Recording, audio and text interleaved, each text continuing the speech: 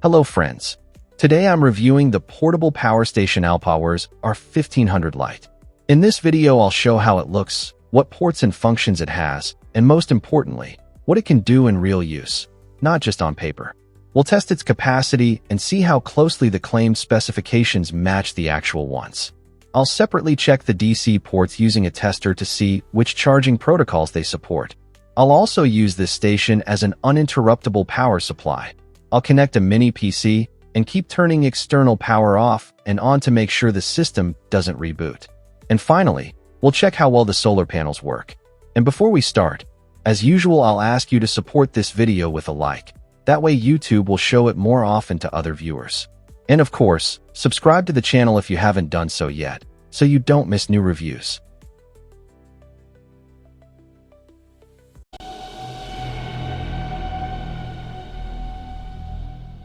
Let's quickly go over the main specifications. ALLPOWERS R1500 LITE is a portable power station with a 1056 Wh battery based on LiFePO4 cells. The rated output power is 1600 W, peak up to 3200 W. The maximum charging power from the grid is up to 1200 W, from solar panels up to 650 W. And there is also an option to charge the station from a 12/24V car cigarette lighter. The manufacturer claims up to 10 years of service life, UPS mode support, a weight of about 15 kilograms, and dimensions of roughly 41 by 31 by 26 centimeters. I ordered this station together with solar panels with a claimed power of 200 W. The kit arrived in 2 separate boxes, quite bulky and heavy, so it's better to be prepared for delivery in advance. In one box, there is the power station itself. In the other, the solar panels and accessories. After unpacking, in one box we see the station itself, and in the other, a folding solar panel. Everything is neatly arranged and secured so it doesn't get damaged in transit. Let's take a closer look at what's included and move on to examining the exterior and the package contents. All controls and all output ports on the station are concentrated on one, the front side. Here we have 4 AC outlets for USB ports, 2 USB-A and 2 USB-C, as well as a standard 12-volt car socket. Next to them are the display and the control buttons. On my unit, deep Schuko-type Euro sockets are installed. Thanks to this, standard grounded plugs can be connected here without any issues, and the sockets themselves are recessed and hold the plug securely.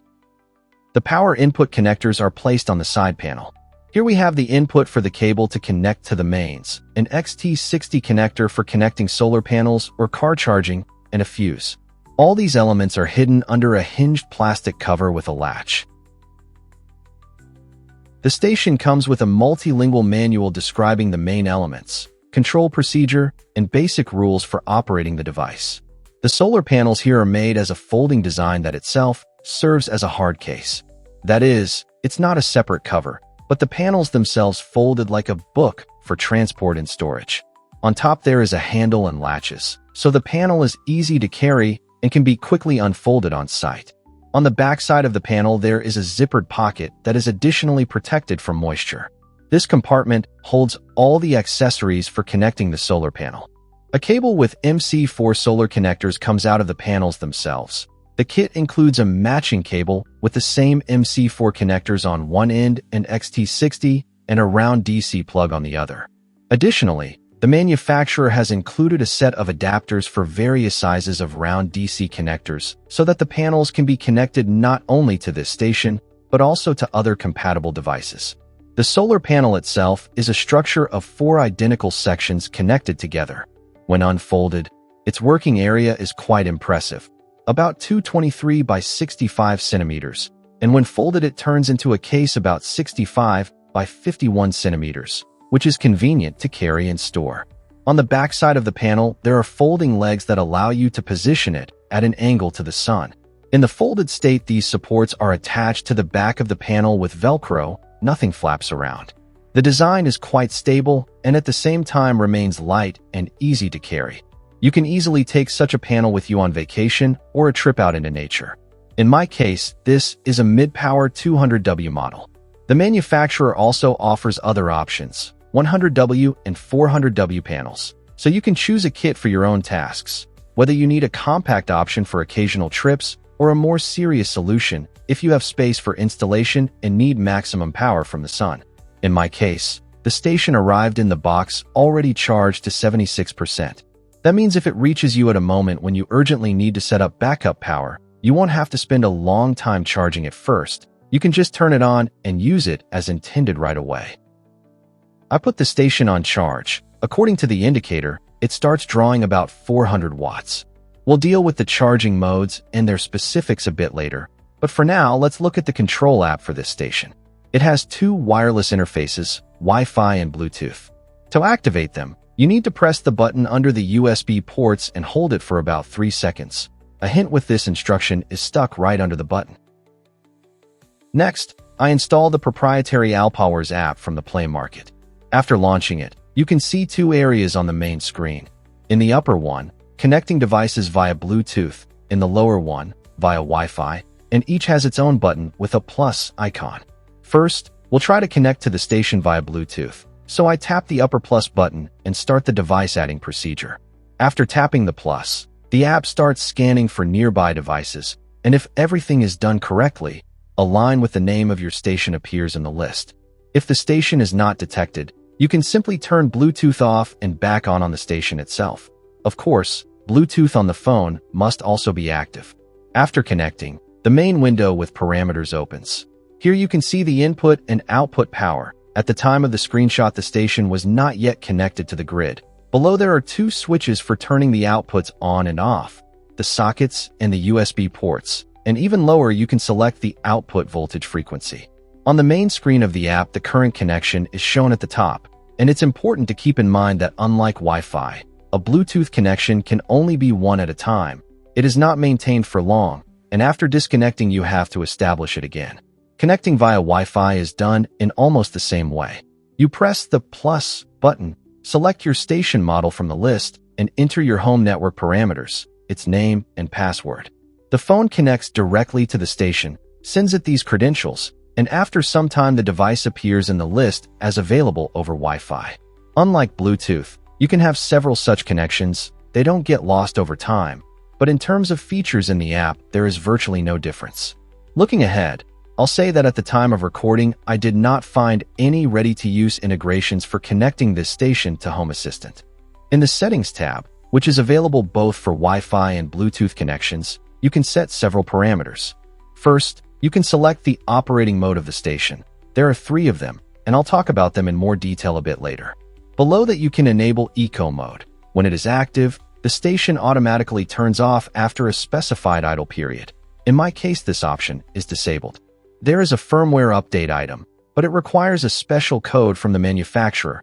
I contacted support, and they said that for this model updates are not needed yet. And the last option is to remove the user from the device. For example, if you are handing the station over to another person. Let's move on to the capabilities of the USB ports.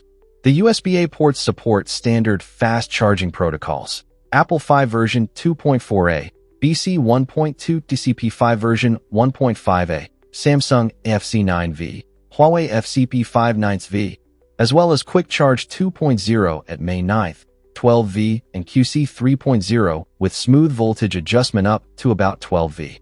At the same time, USB Power Delivery, PD, Huawei SCP, VOOC/Dash, Warp, SuperVOOC, as well as the newer QC4 and 4+/5 versions and MediaTek PE protocols are not supported. Now let's test the USB-C ports. The tester shows support for USB Power Delivery 3.0 with power up to 100W, several voltage profiles, as well as a whole set of proprietary fast charging protocols.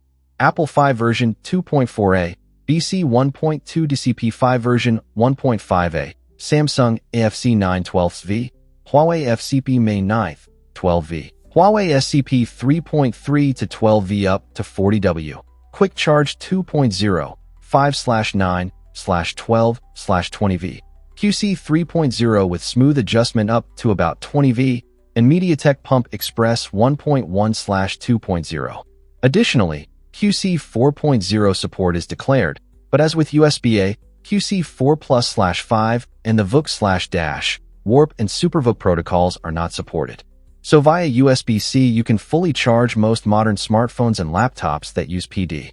Now I move on to testing the inverter.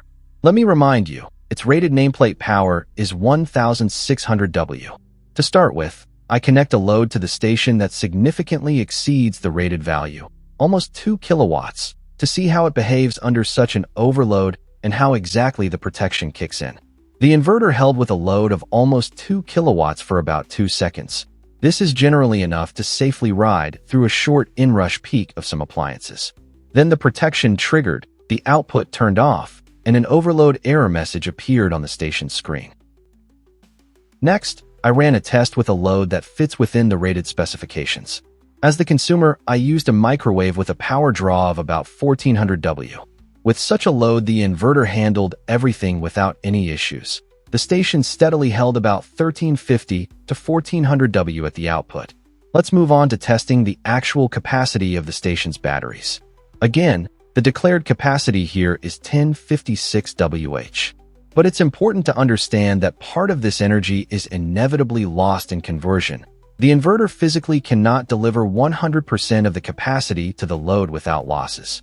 To calculate how much energy the station will actually deliver at the 220 V output, I'll use a household energy monitor placed between the station and the load and, based on its readings, estimate the actual usable capacity. As a load, I'm using a standard household oil-filled radiator. It provides stable, almost constant power, which is convenient for measurements. At the same time, this makes it possible to roughly estimate how long the station will last if you use it as a power source for a heater and try to at least partially heat a room during a power outage. I switched the radiator to medium power mode. In this mode, it consumes about 900 W. This is more than enough to maintain a comfortable temperature in a medium-sized room. And at the same time, such a load is well suited for checking how much energy the station can really deliver in long-term operation. When the station is running, the fans naturally turn on and cool the batteries. This is a normal mode. You can roughly gauge the noise level by this video. You can hear the airflow, but it's not annoying. Compared to my EcoFlow stations, which I already have, this model is noticeably quieter. The radiator periodically turns off via its thermostat, and at those moments doesn't consume any power at all. Therefore, the total time it can run from the station will be noticeably longer than if it were constantly on and drawing its 900 watts without breaks. On the energy monitor screen, you can see that the test has been running for about 37 minutes. During this time, the station has delivered just over 380 Wh of energy to the load. At the same time, the charge indicator on the station itself shows 63%.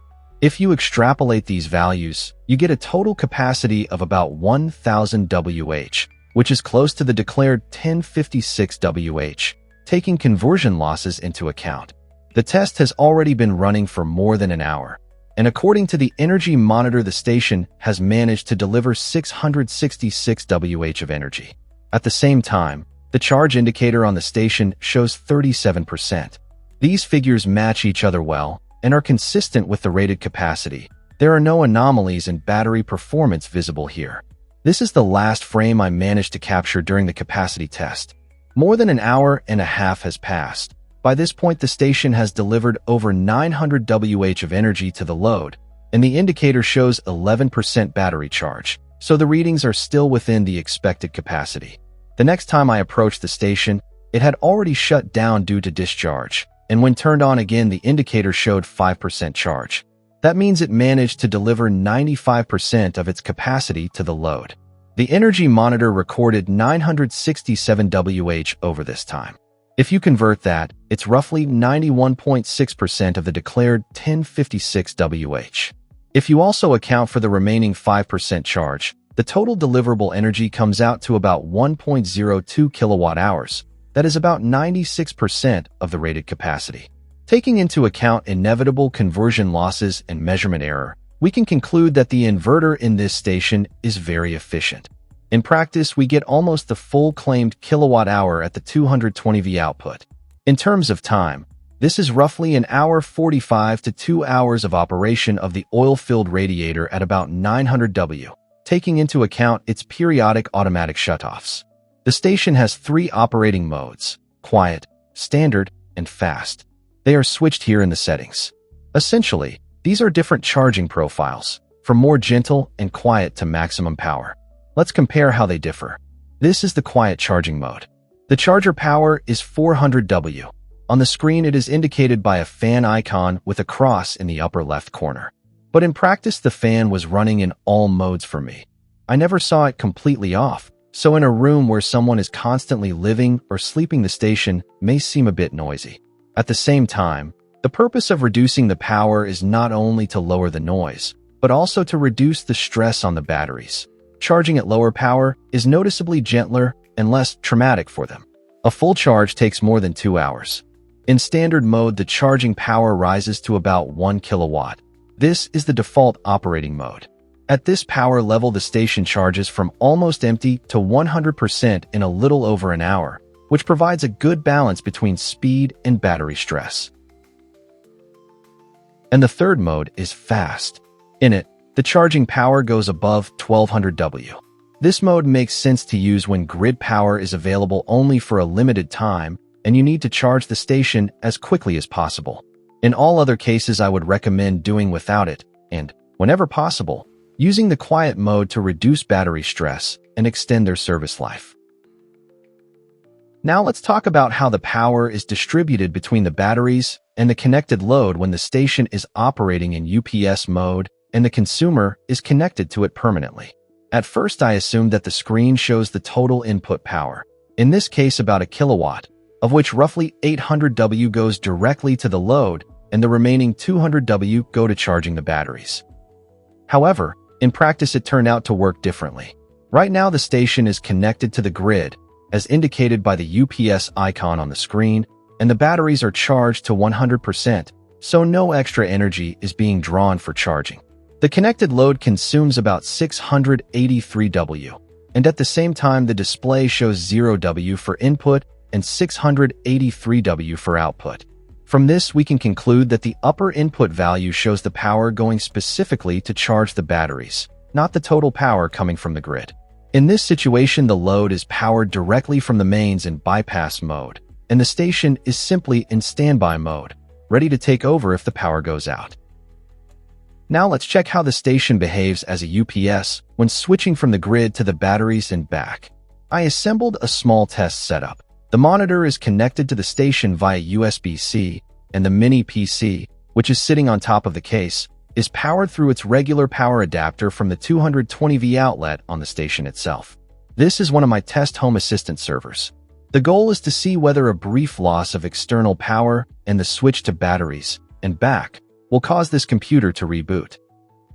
Right now, the station is running from the grid, and the UPS icon is lit on the screen. I unplug the mains cable. The monitor goes dark for a moment and then immediately turns back on, but the mini PC does not reboot. So the power to it either doesn't drop out at all, or the dip is so short that the computer simply doesn't notice it. I plug the grid back in. This time, even the monitor doesn't flicker, and the mini PC continues running as if nothing happened. The UPS operation test can be considered successfully passed. And finally, the solar panel test. Unfortunately, the weather now is such that the sky is covered with thick clouds, and the actual generation is so low that it practically doesn't affect the station's operation and is barely reflected in the indicators. So this time I was only able to check the basic operability of the panels. I unfolded the panels on the balcony so that they face the light as much as possible, along the entire length of the window, almost like curtains. But, as I already mentioned, the weather is not sunny at all now.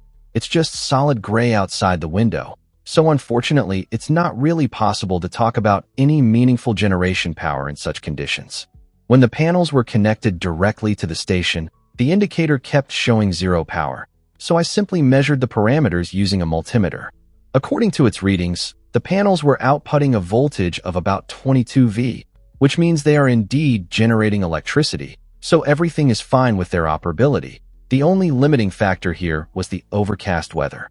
So, ALLPOWERS R1500 LITE is a relatively budget-friendly power station for its power class, especially if you compare it to more well-known brands like EcoFlow.